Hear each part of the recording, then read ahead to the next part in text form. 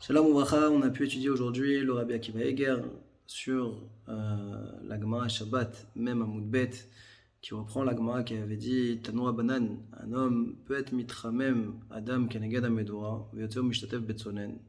C'est possible de faire une douche froide, se réchauffer et aller après faire la douche froide. Par contre, on n'aura pas le droit de se laver à l'eau froide en se douchant et ensuite aller se réchauffer à la chaleur du feu de la Médoura. Et on a dit quel était le problème parce qu'il est mafchir l'eau, il tiédit l'eau. Et la problématique, elle est qu'il donne l'impression qu'il se lave à l'eau chaude. Comme ça, Tosfot rapporte que le Issour, il est que Domé Kerochetz Bemaim Chamin, c'est comme s'il se lavait à l'eau chaude pendant Shabbat. Et donc, il y a la Xéra des Balanim.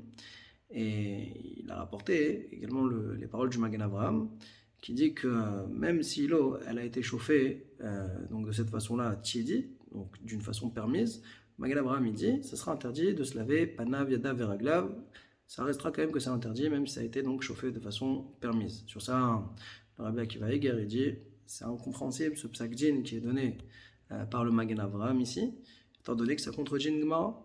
Puisqu'on voit que dans la Gemara de Membet Amoud Aleph, au nom de Rabbi Shimon ben Menassia, on nous dit que même avec un cliché, alors c'est assour l'iten maïm chamim betortsonen, on n'aurait pas le droit de mettre de l'eau chaude à l'intérieur de l'eau froide.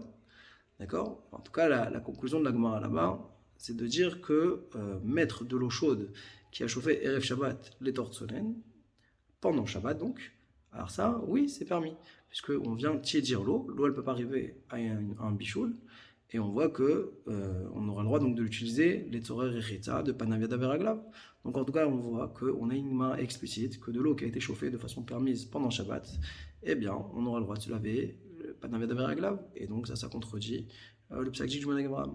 Sur ça, le Imre Bina, il vient et il va répondre et distinguer le cas de celui qui va se réchauffer après avoir fait la douche froide devant un feu, la Médoura, et le cas où on viendrait mettre de l'eau chaude qui a chauffé Erev Shabbat pour venir et tiédir l'eau, quelle différence entre les deux. Alors, il dit que, en fin de compte, il y a une nuance fondamentale, c'est que dans un cas, il a de l'eau chaude, il possède de l'eau chaude, et donc là, il veut tiédir, d'accord, il veut tiédir un petit peu l'eau froide. Alors cette personne-là, elle n'est pas dans une démarche de vouloir aller chauffer de l'eau. Il n'y a pas un risque qu'elle aille chauffer de l'eau. Alors que contrairement, celui qui va se réchauffer dans le feu, sa volonté, c'est de chauffer. Donc en fin de compte, il y a une différence entre vouloir tiédir, c'est-à-dire passer du froid au tiède, et vouloir passer du froid au tiède. Et donc dans ce sens-là, ce serait le sens dans lequel les chachamim ont interdit, puisqu'on se dirige vers la chaleur.